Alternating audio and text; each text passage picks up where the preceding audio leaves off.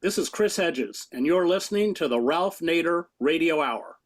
Stand up, you've been sitting way too long. Welcome to the Ralph Nader Radio Hour. My name is Steve Scrovan, along with my co-host David Feldman. Hello, David. Hello, Steve. And our producer, Hannah Feldman. Hello, Hannah. Hello, Steve. And the man of the hour, Ralph Nader. Hello, Ralph. Hello, everybody. Prepare yourself to hear a Palestinian-American on the Palestinian Holocaust. As we record this, Israel continues its ongoing genocide against Palestinians.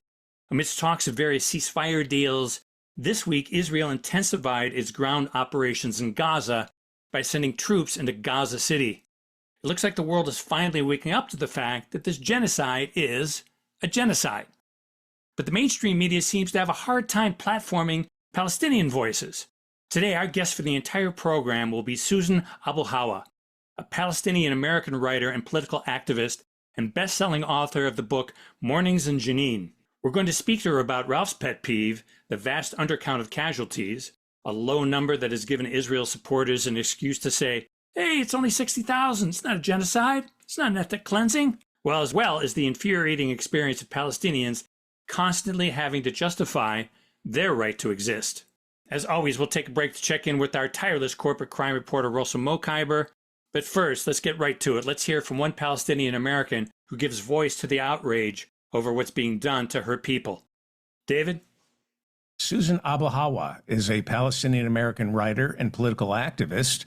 She's the author of the best-selling Mornings in Jenin, translated into 30 languages. She's also written The Blue Between Sky and Water. Born to refugees of the Six-Day War of 1967, she moved to the United States as a teenager, graduated in biomedical science, and established a career in medical science. In July of 2001, Abuhawa founded Playgrounds for Palestine, a non-governmental children's organization dedicated to upholding the right to play for Palestinian children. Welcome to the Ralph Nader Radio Hour, Susan Abulhawa. Thank you, David. Thank you very much, Susan. And we want to focus on what we've talked about on this program for a long time and how consequential it is. The vast death and serious injury undercount of Palestinians suffering from the Netanyahu-driven genocide, which can be called the Palestinian Holocaust. And you have studied this very carefully in terms of the disaster result specialists writing in Lancet and other universities and other international relief groups who basically said that the Hamas self-serving figure of now 63,000 was perhaps a tenth of the real toll. And I fully agree. You now are estimating the real toll as between 500,000 and 600,000 killed, which would mean that 1 out of 4 Palestinians bombarded incessantly, no food, medicine, water, no health care, no shelter, that 1 out of 4 Palestinians have been killed, which means miraculously 3 out of 4 are still alive, although the vast majority are sick, injured, or dying. So in no other conflict have I seen such indifference by the mainstream press to the real death count. And I think part of it is because both Hamas and Netanyahu want a low death count for different reasons. And there's a strong element of racism here. They don't have such qualms on death counts in Ukraine and other war-torn areas. Give us your best analysis of why you think the mainstream press, not to mention the Congress and the State Department, are ignoring this, because it would intensify political, diplomatic, and civic drives to stop the killing, let the humanitarian aid trucks in, and end the genocide, which is now moving toward omnicide, a word that should be more currently used. I might add, Susan, we filed the Freedom of Information Act to the State Department because about a month after October 7th, the State Department Assistant Secretary testified for Congress and blurted out that their death figures were larger than Hamas, and she never was allowed to speak about that again. And the State Department is stonewalling our demands for internal memorandum and documents about the more accurate estimate of this massive slaughter. Take it from there. Yeah, thank you for trying to get that information from them. I just want to say first, before we dive into it, that I don't think Hamas has an agenda in keeping a low figure. Quite the contrary. The thing is that they have been quite scrupulous in maintaining as accurate of figures as possible. But the problem is in the counting and the ability to count that's being faced. And furthermore, everybody likes to say this is a Hamas run medical service and Hamas run, but the fact is these are Palestinian institutions, regardless of who is in power. These institutions have been in place for decades, and it's not, yes, Hamas was the political entity that governed Gaza, but these are Palestinian institutions. Nobody says it's the Trump-run CDC, right? It's the CDC. This is the healthcare sector. Now, first of all, let's start with the ability to count. This was one of the first things that I was struck by when I was in Gaza, because so many of the hospitals had been decimated, as you know. That means that a lot of the servers that housed data were also decimated. And now some of the stuff was was in the cloud, but still a vast portion of the digital infrastructure has been destroyed by Israel, and I believe intentionally so. And then, but they were still trying to keep count by paper trails and so forth, and they were doing as well of a job as possible in doing that. The paper trails sort of get obliterated as well by bombs, and they're burned. So the ability to count and maintain records is compromised. And it's further compromised by the outright murder of hospital administrators and the personnel who are tasked with keeping records. So that's the ability to count. And then the second category of limitation on this number is the limitations of the counting itself. In other words, what is included. So the healthcare system was trying to be very scrupulous, as I said, in reporting the number of people who were killed directly by Israel, who were martyrs. So that means that the people counted in this tally of the death toll were only people who were killed by direct fire. In other words, if they came to the hospital dead or if they died immediately from their wounds.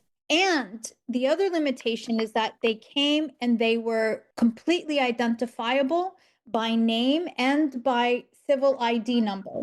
A lot of the bodies that came in that were unknown, unidentified, bodies that came in pieces, in bags of flesh that were unidentified, were not counted because they could not be matched with a name and an ID number. So that's another limitation. A third limitation is the fact that the only people who were counted or still are being counted are the ones who actually come through the hospital system. And so many phases of this genocide, Israel has blocked people from reaching hospitals. And so what happened, and there's a large population who were killed and were just buried by their family members, was because they could not get to a hospital. This was especially true in the north for the ceasefire, when the north opened up a little. So right away, you have this already mass population that is uncounted. And then you have the people, and these are in the tens of thousands, if not hundreds of thousands, I don't know, who remain under the rubble, who were unreachable and are still unreachable. And therefore, and even if you know the names of the people under the rubble, until the hospital has their actual remains and has a name and an ID number to match to each body, they remain uncounted. If you recall, when Israel first was trying to say that Palestinians were lying about the death count, this was one of the things that spurred me to even do this study. The hospital system released, the healthcare system rather, released a full list of every single person, including their name, their age, and their civil ID number. And those are the only people that are counted. Okay, so that's already like a fraction of the death toll that we know of. But then you have this vast population of people who have been dying of preventable diseases, people who previously had chronic illnesses, but were dying because of lack of access to maintenance medications, whether these chronic diseases were things like diabetes, cardiovascular disease, asthma, cancer, renal disease. some neurological diseases, some genetic disorders that require specific nutritional requirements, right? All these people were dying because of that, right? They were not being counted as martyrs. So again, so there's this massive population that was dying because of that. And part of the study that I did was to include those people, and the way, and it's not difficult to estimate the number of people who die for lack of access to medication, because we know the percentage of the population in each one of these chronic disease categories. This was all stuff that was already documented prior to the genocide. And the scientific literature gives us an estimate of morbidity and mortality of these populations of people when they do not have access to medication, right? So, for example, there are lots of studies that show if a person ate between the ages of so and so who has type 2 diabetes or type 1 diabetes and does not have access to medication, this percent are likely to die, right? So those numbers are there. So it was just a matter of doing some arithmetic to come up with the estimated number to match the mortality of this population. Okay, so you have that category of uncounted.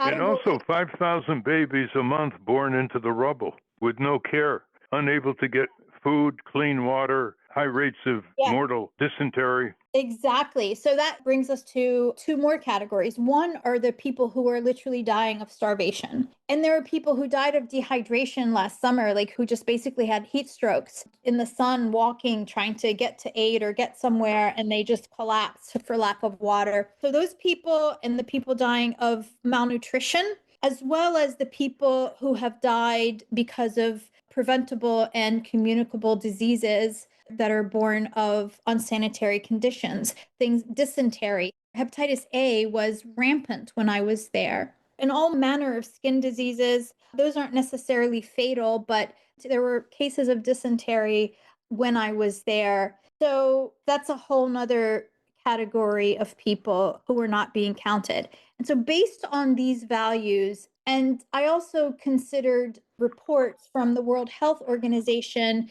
that estimated approximately, I think, 55 to 65 people were being killed every day in Gaza.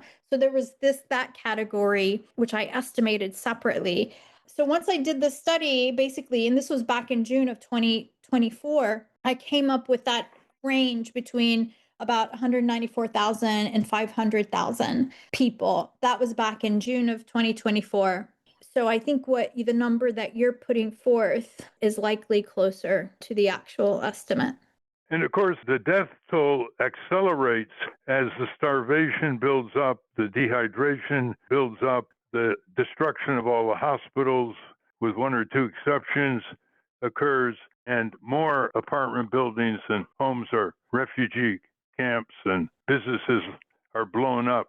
About 80% of this entire Gaza Strip, the geographic area of Philadelphia, that had 2.3 million people before October 7th, about 80% of all the buildings are totally demolished, and people are living in makeshift tents, if not exposed to the elements with their children. It's a death scene. It's the killing fields everywhere, supported by the U.S. taxpayer and the Netanyahu co-belligerents, the Congress, and President Biden and now President Trump. So at least 500,000 people. But listen to this, Susan. Day after day, as you know, you read the papers, day after day, New York Times, Washington Post, AP, Wall Street Journal, the reports on what's going on in Palestine, and they can't get in because foreign and Israeli journalists are prohibited from going into Gaza by Netanyahu. Day after day, they have this boilerplate sentence. Over 62,000 people have been killed, according to the Palestinian Health Ministry, which does not distinguish between non-combatants and combatants. Day after day, they're accepting it. And you can forgive the readers into saying, well, that's the number, period. You know, it's not qualified the way you just did. It's not aggregated for other sectors of morbidity and mortality. So I consider this, first of all, immoral. It's disrespecting the Palestinian dead while they kill the Palestinians who are still alive with U.S. bombers and artillery shells and other weapons. coming from Washington, D.C., and it underestimates the kind of urgency that should be confronting this genocide. Imagine if after World War II, if the count was that Hitler killed 600,000 Jews, who would tolerate that? That would be a huge controversy, saying that 1/10 of the Jews killed is the count. But the Palestinians are suffering from that deliberate, vast undercount of deaths and serious injuries. And so we're telling the press, reporter by reporter, Patrick Kinsley, the New York Times in Jerusalem, and others for the Post, and we're telling them day after day, NPR, PBS, stop using these figures without any qualifications and rational enlargements. And the one way we've gotten through to them is this. Professor Rogers, by the way, from a university in England, he's an expert on the damage done by bombs. He has calculated, as of April of 2025, that the TNT equivalent that's been dropped on Gaza exceeds 6 Hiroshima bombs.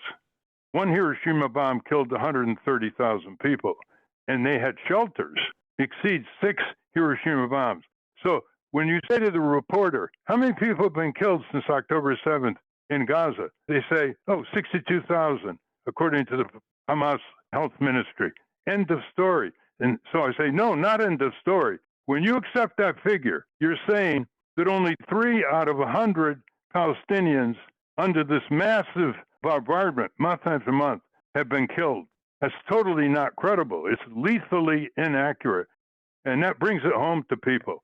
Imagine Philadelphia being bombed like this and saying only 3 out of 100 Philadelphians have been killed. This is a monstrous lie.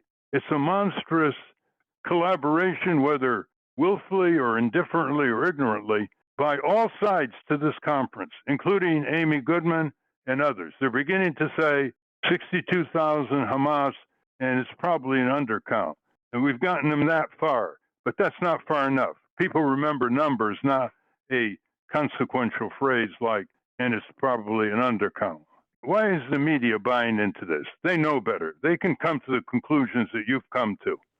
Well, I mean, why does the media, I mean, you can ask them, you can ask a lot of other questions. Why does the media repeat everything Israel says as if it were gospel, despite the fact that Israel has been caught lying repeatedly over and over and over? I mean, the most recent example is the bombing of the hospital and then bombing of the hospital again in the same place, right?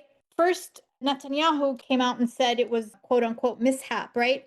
And you had all of these media outlets just parrot that, oh, mishap. Even Reuters, they couldn't even name their own reporters. They put them out as numbers, right? Imagine, like, talk about disrespect. These are their colleagues, people who worked for these media outlets. They just had this headline that 4 journalists killed. Well, who were the journalists? Who killed them, right? None of that. It's always so obscured. And now, because Netanyahu's lie collapsed, another lie collapsing, and ironically, it collapsed because the soldiers who carried out that atrocity, that war crime on live TV, started calling into media outlets on air demanding an apology from Benjamin Netanyahu because they did it. They acted on orders to target those journalists. They literally said this. These were soldiers in the Golani Brigade. And so now Israel came out with this utterly ludicrous, absurd narrative that they were targeting a quote unquote Hamas camera. Like, what the hell is a Hamas camera? And of course, the media is parroting it. Honestly, this is something that I think generations will study for a very long time to come. The complicity of Western media across the board is no less criminal than the genocide itself. And I want to repeat what you said at the opening of this call, that this is no longer a genocide, it's an omnicide. I recently wrote a piece that's going into an anthology about the destruction of life in general in Gaza. I mean, I don't want to get too far into the weeds, but Wadi Gaza was a major stop for migrating birds. And a lot of biologists believe that a lot of bird species are extinct now or going extinct because of this. They're like all the bugs, all the rodents, the street animals. I mean, every life form is destroyed.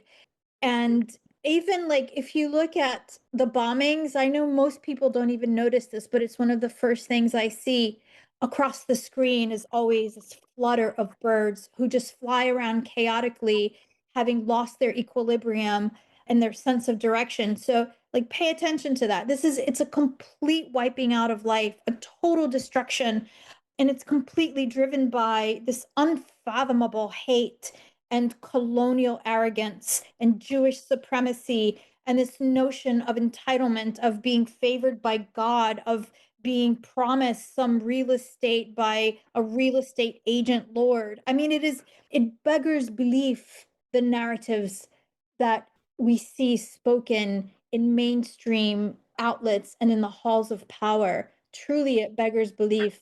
Say, extend what you're saying, Susan. We're talking with Susan Abulhawa, a best-selling novelist internationally and also a civic activist, a Palestinian-American in the United States. Just extend what Netanyahu says when he bombs and kills 20 medics in South Gaza, where he blew up the Caravan of the World Food Program, or the Catholic Church that Pope Francis used to call every evening. They hit that and killed 3 people and injured others. When he goes so rarely into the realm of saying, oh, that was a mistake and we're going to open an investigation. The press writes, open the investigation. They never follow up. All these investigations of torture of prisoners, Palestinian prisoners, documented by Israeli doctors in Israeli jails, held without charges, more than a few women and children. Oh, we're going to open an investigation. And they get the press off their back, and the press never comes back and says, what's the result of the investigation? So, the obeisance of the press knows no end. And I might add, it includes the independent press. The so-called progressive press uses these Hamas figures, for instance. And as far as the destruction of Gazan life, they targeted universities have been blown up. Libraries have been blown up. 85% of the schools have been blown up. The museums have been blown up. They want to eradicate Palestinian culture, not just Palestinian life. Of course. I mean, this is something that Frantz Fanon spoke about far more eloquently than I can, in that this is the colonial mindset. The idea is not just to kill the native, it is to erase their very identity. It is to strip them so utterly of their humanity, of their relevance to the land, of their history and their roots. And that's, at the end of the day, I believe one of the most powerful forces driving this naked colonial genocide is a deep jealousy of the indigenous people who possess what Israelis will never possess. And that is true roots in the land, real familial, traditional, cultural, culinary roots in the land that they covet, And so the only way to sort of assuage this tension is to destroy that very identity. By the way, it's important for the American people to be reminded that David Ben-Gurion, often considered the founder of modern Israel, has said in a very often quoted statement to Nahum Goldman, the head of the World Zionist Organization, he said, and I'm paraphrasing it very closely, it was their land and we took it. Why should they ever have an agreement with us? Well, he was coming out of the Nazi Holocaust, and he was not going to indulge the indigenous people's survival rights in Palestine. But he admitted it was their land and we took it. And another propaganda lie that needs to be corrected is the Israeli military doesn't specifically target civilian infrastructure and civilians. A complete lie. Back in the early 80s, Abba Eban, a foreign minister and ambassador to the UN, a scholar in Israel, said, what are you talking about? Israel's always targeted civilians and civilian infrastructure from the very beginning. And it resembles some regimes that we do not dare mention. When he was in a dialogue with another Israeli security official who agreed with him. So all these lies that the media swallows, including Charles Lane, for example, the columnist of the Washington Post, he keeps saying Israel doesn't target civilians. Of course they target civilians. There are no military airfields, no military barracks. And the other lie is that Hamas hides behind civilians. Well, every day Israel is using Palestinians as shields to go into areas where there might be some bombs or some explosives so that they take the first brunt like they're guinea pigs. And historically, Israel has always used Palestinians as shields in their maraudings and destruction since 1948 of remaining Palestinian territory. Yeah. I mean, it's like every accusation is a confession. But the thing about the human shield propaganda, the only way human shields works is if the other side has a compunction against killing civilians. So Israel has shown that they will kill civilians in a heartbeat. They don't care if it's a baby or an 80-year-old man, they will kill them. So it makes no sense for Palestinians to use human shields because it's not a strategy. You know what I mean? It's not a strategy against a force that has such an intense bloodlust and doesn't care who they kill. And in fact, if you listen to their soldiers, it's something that they take great pleasure in, killing Palestinians. So, and these are their words, not mine. What do you think of the resistance in Israel? There's at least 16 human rights groups that from the beginning have been telling Biden to stop the human catastrophe in Gaza. They had an article in the New York Times in December 13th, 2023. These are former reservists called Ending the Silence and B'Tselem, Civil Liberties, Rabbis for Human Rights. And now more Israelis are starting to demonstrate, including political opponents and military retired against Netanyahu. What's your read of that so we don't stereotype everybody on Israel? Well, I mean, there are surveys showing that at least 82% of Jewish Israelis support what's happening. So I don't think that there is really a significant resistance in Israel. But do they know what's happening given the censorship?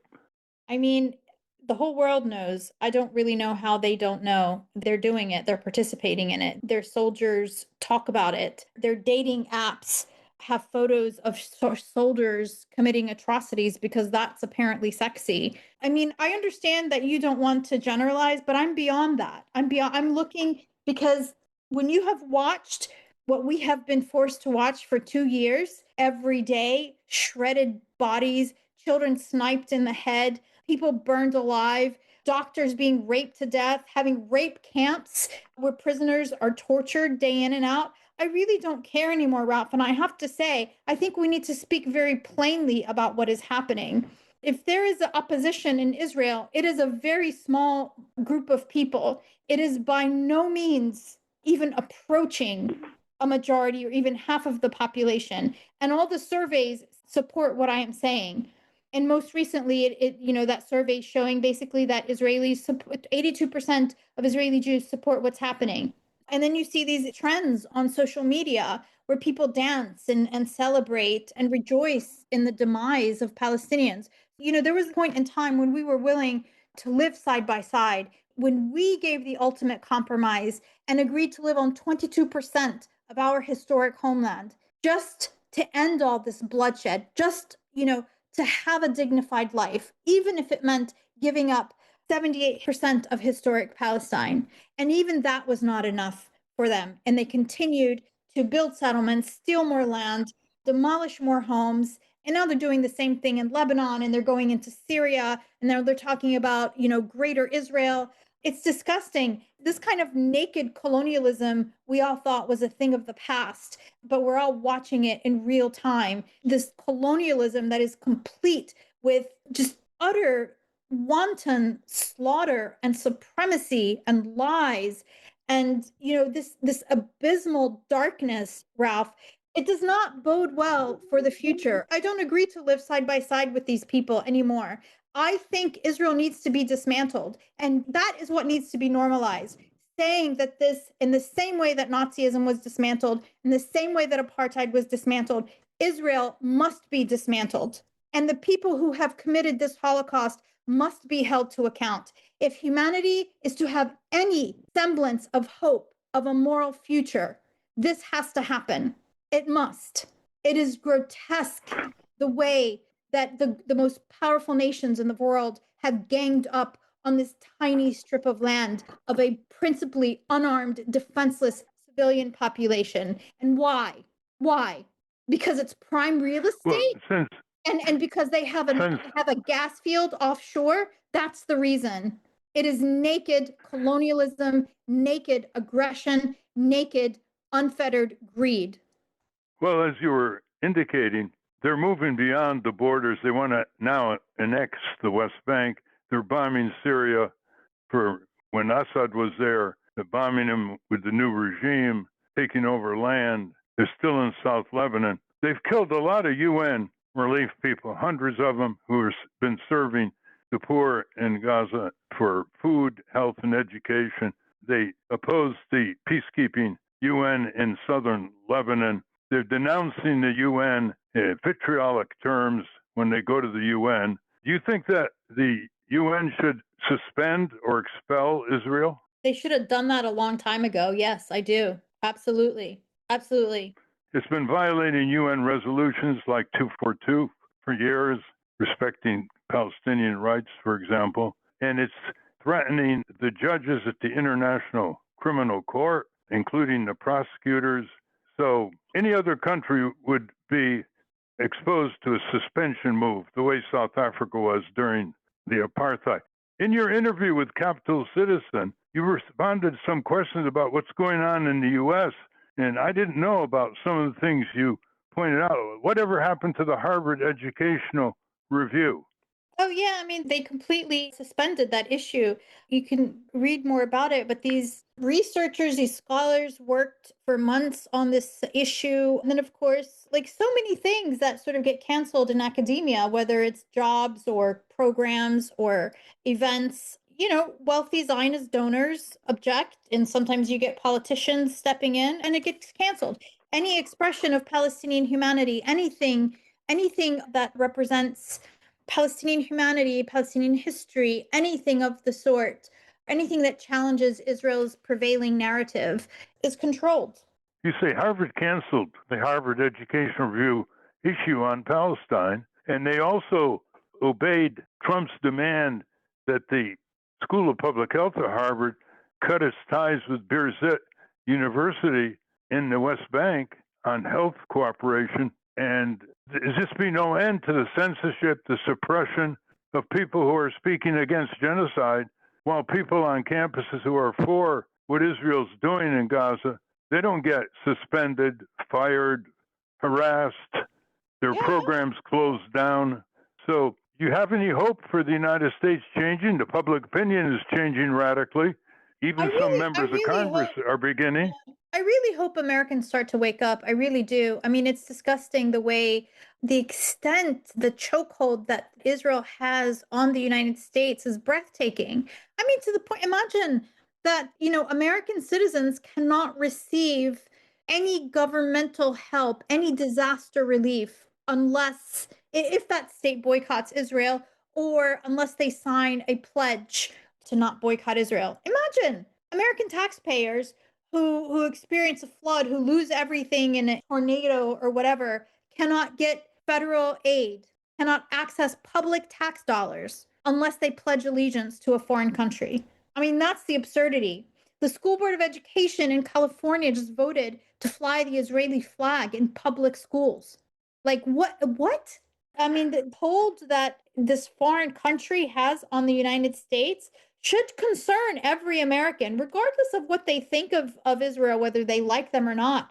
But like, why is everything getting subordinated? Why is American civil liberties being subordinated to the whims of the foreign country? Not to mention Israeli occupied territory known as the Congress. Exactly. I'd say the whole of Washington. It's not just the executive branch as well. But the tide is turning among the American people. It hasn't yet reached Washington, but it's having more of an impact than any time in the last 60 years, especially among young people and Jewish Voice for Peace, and if not now, very formidable opponents of the genocide and rather brilliant in the way they're organizing protests in the United States. Anyhow, we're running out of time. Let's go to Steve. Susan, sometimes I'll tune into CNN and they've got this idiot on there named Scott Jennings, who is their conservative voice on the show.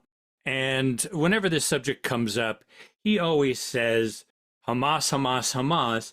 Hey, if Hamas just released the hostages, then this would all be over. What would you say to Scott Jennings if he said that to you?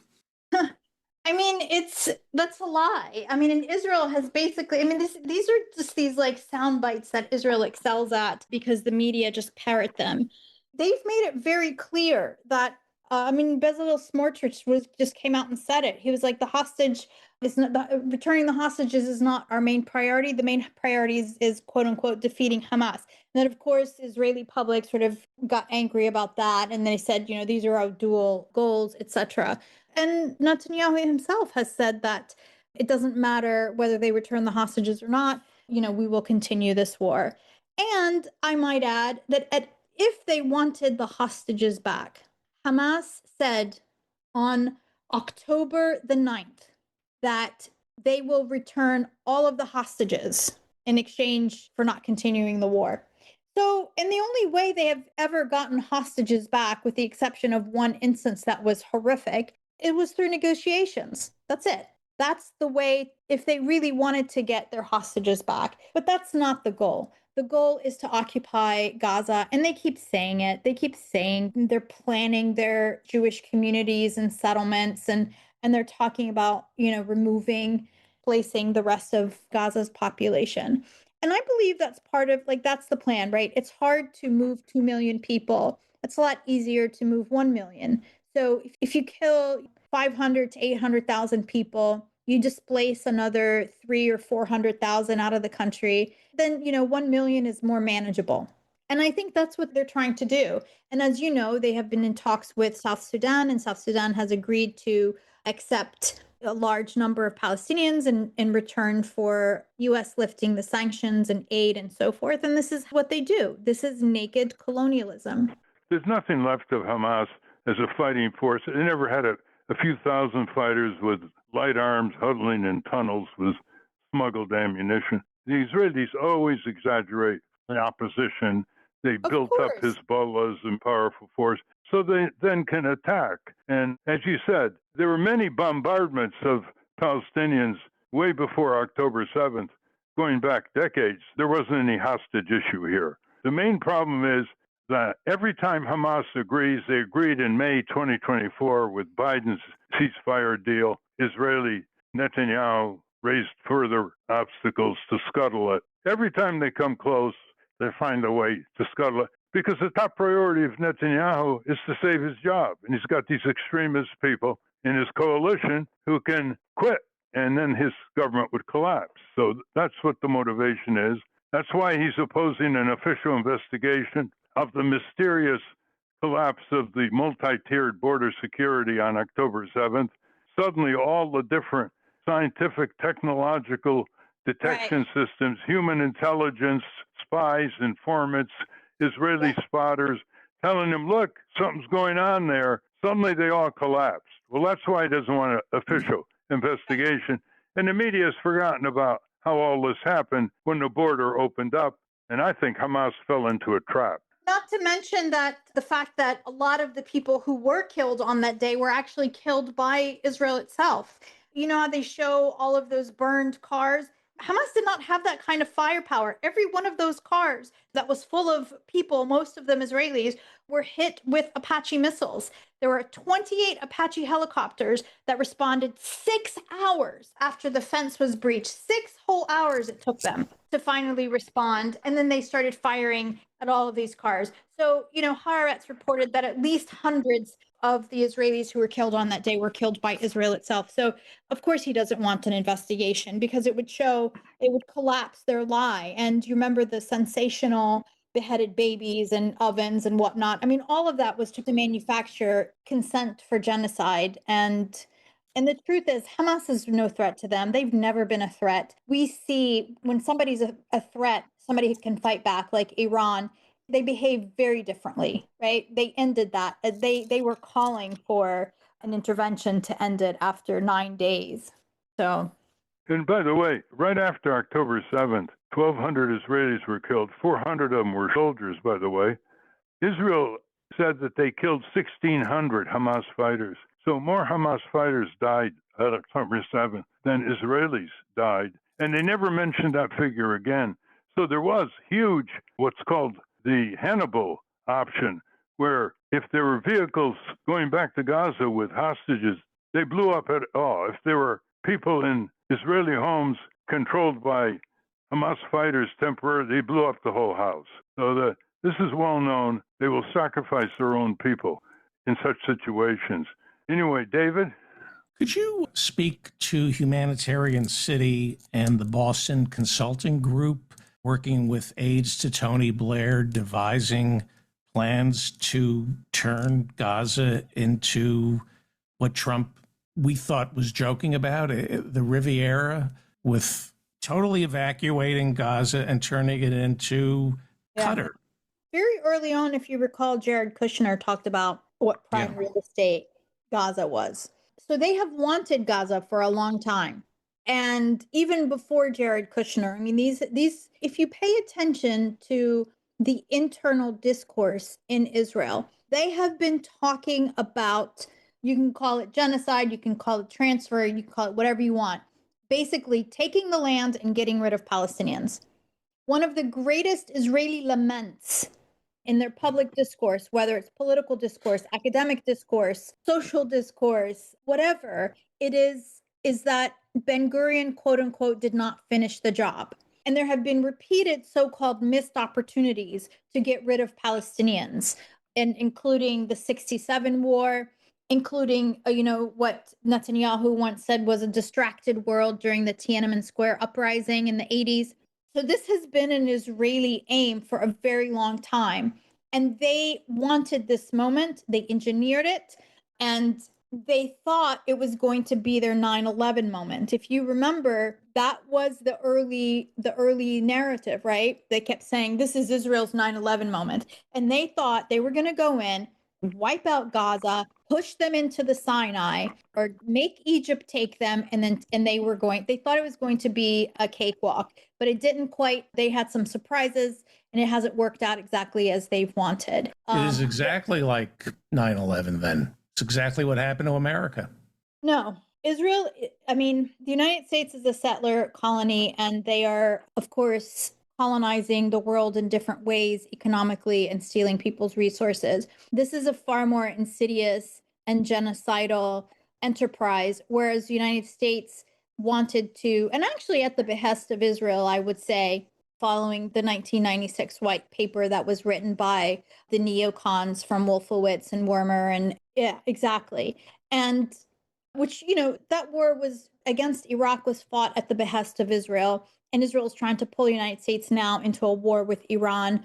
Anytime there is a foe that can actually fight back, it's not women and families and lightly armed guerrilla fighters. They drag the United States to do their dirty work. But they wanted this to be a 9/11 moment where the world sort of sat back and forgave them for it. Except that Israel's aim has been slaughter. Israel's aim was the destruction of a civilian population, right? It's not just stealing the land. Israel does not want the indigenous people to remain, to keep their identity, to have any claim remaining to the land. So it is different, and it's different than 9/11 in that regard, in the aims, I should say, anyway. There's certainly some parallels, but they wanted that. They wanted to get away with it.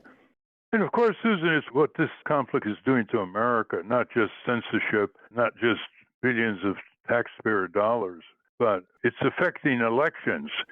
Zogby polled people in the swing states, and he thinks that enough Democrats stayed home in disgust.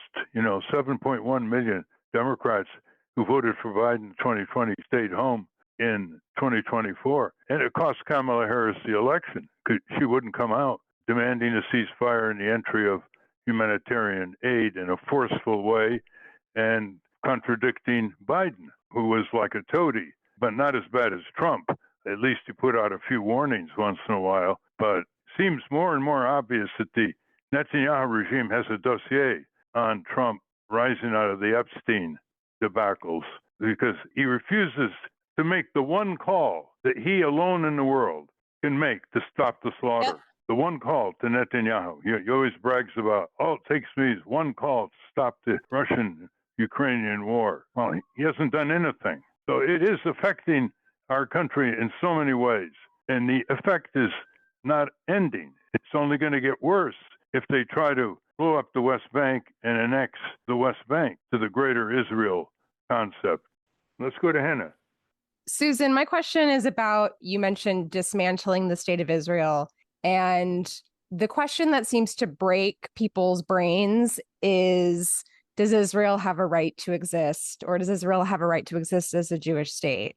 And I'm Jewish. I grew up. It took me a while to fully understand what Israel is. And now looking at it, I think it's such a ludicrous proposition that the solution to this genocide against Jews in Europe is to do another genocide, and that a country like a corporation is an artificial entity. A country does not have human rights. So I'd venture to say that your answer to that question would be no. And could you, well, I guess answer the question and then explain why that might be the case? You know, when somebody asks a Palestinian, does a group of people, does a nation that destroyed your family, that took your home, that dismantled your heritage, stole your story, stole everything that you are, denies your identity, denies your existence, and is still slaughtering your people, is that a right? That's ultimately what I'm being asked when somebody asks me that. So, of course, it's no. No, I don't believe Israel has a right to exist. It has never had a right to exist. No political entities have a right to exist. People have a right to exist. They have a right to exist in their own homeland with dignity. People have a right to universal dignity. A supremacist ideology, and that's ultimately what Zionism is predicated on supremacy and entitlement for a group of people at the detriment of another group of people. That is not a right, and it should never be a right. It should be anathema, in fact. You remember, Hannah, the apartheid regime in South Africa was dismantled. It was not considered under international law as a legitimate regime, and it was dismantled. And I think that's what Susan is alluding to, that everybody has a human right to exist and fulfill human possibilities. But there are certain regimes under control of this kind of imperialistic, colonial, destructive, endless assault government. It needs to be dismantled. There are a lot of Israeli retired people who think that the Netanyahu regime needs to be dismantled. In fact, former Prime Minister Ehud Barak, in a letter with 5 other prominent Israelis sent to Congress, urging Congress to disinvite Netanyahu last year from speaking before a joint session, it said that Netanyahu is destroying Israel. Those are the words used. So we have to distinguish between the regime and all people's right to And have Hannah, human rights. If I can just add, Hannah, this idea, I mean, there's this embedded in this question is this idea that Jews of the world are a singular people. That is an ahistoric concept. There's never been a moment in history when Jews of the world were a singular people. Absolutely. We're nomads. We're diasporic. Like So, that's a whole point. But right. So Jews in the Arab world had a very, very different heritage and past and destiny than the Jews of Europe. And Jews of Europe never looked at Arab Jews and said, oh, those are my brethren and my sistren. They never looked at them as part of a Jewish whole until they needed numbers, right? And so they started bombing synagogues in Iraq, where in fact the oldest continuously living Jewish community in the world existed, was in Iraq. And so they started bombing those synagogues there and blaming it on Muslim Arabs so they would flee to Israel. Avi Shlaim wrote, I don't know if you've ever read his work, but he documented that quite well because Avi Shlaim himself was from a prominent Iraqi Jewish family.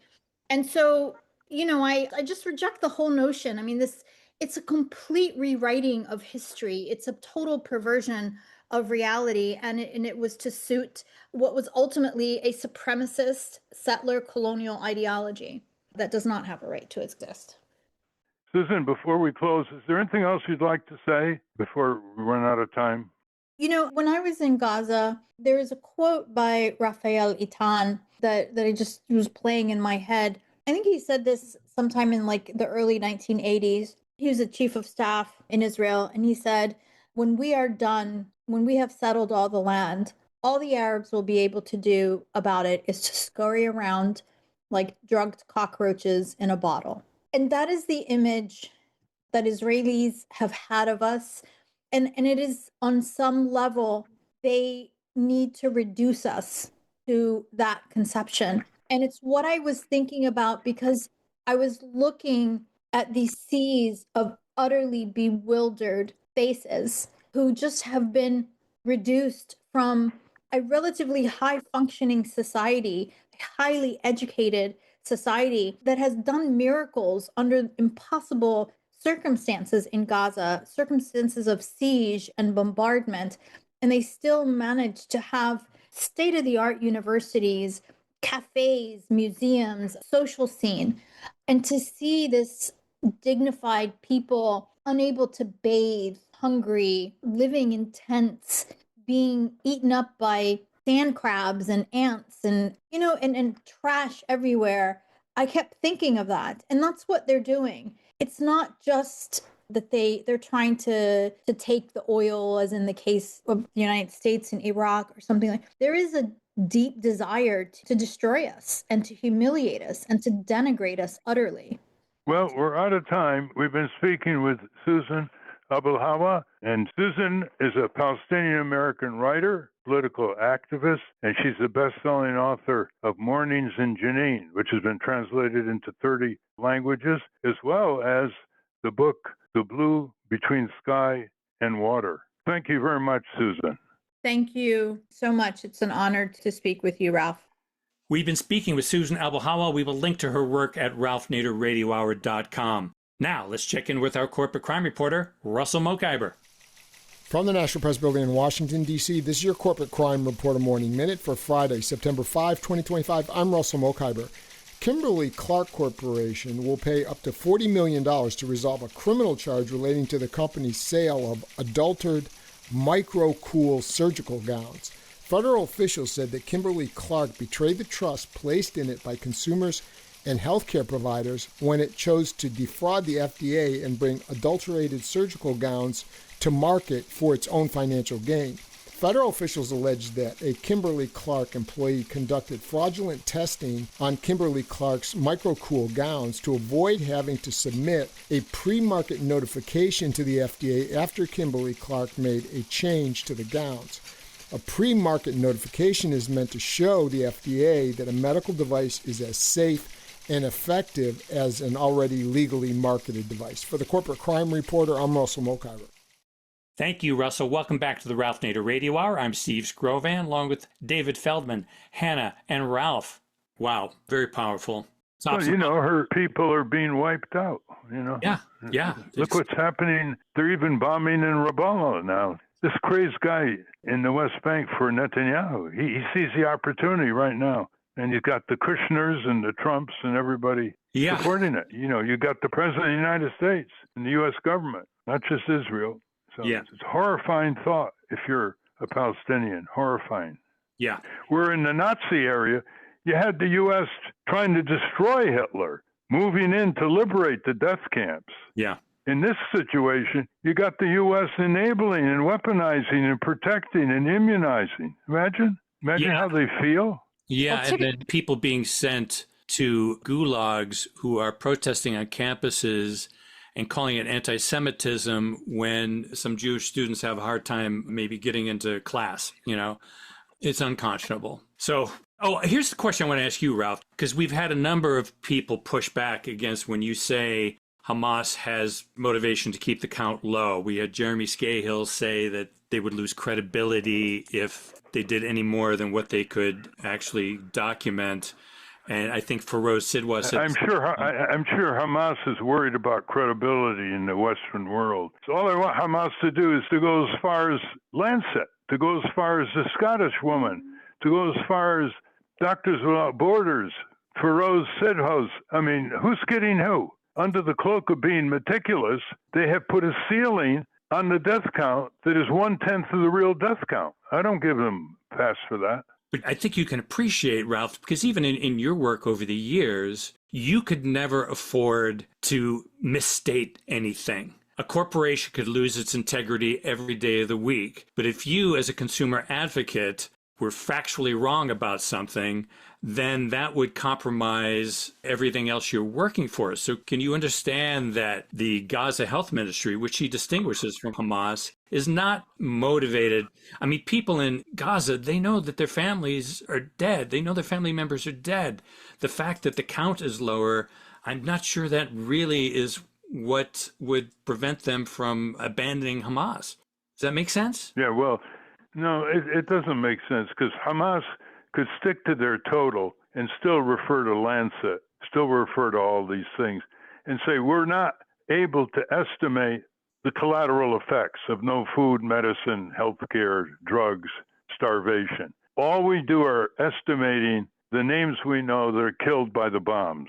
And we know that there are tens of thousands killed by the bombs that are still under the rubble or have been blown to bits and can't be identified.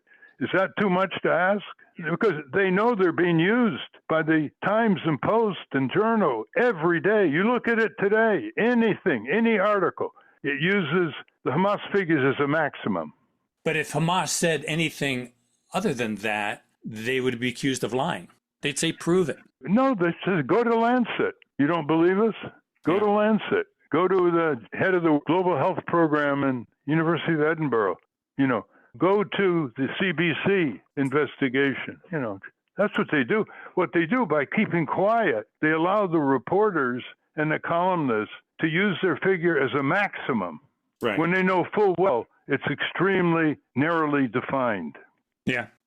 I want to thank our guest again, Susan Abulhawa. For those of you listening on the radio, that's our show. For you podcast listeners, stay tuned for some bonus material we call The Wrap-Up, featuring Francesco DeSantis with In Case You Haven't Heard. Join us next week on the Ralph Nader Radio Hour. Thank you, Ralph. Thank you, everybody. Stand up, step up, step up. You ought to step up. Rise up. I know you ought to rise up and stand up, stand up. You've been saying, I think you step up. I think that you should step up. Rise up. Don't let the system hold you down.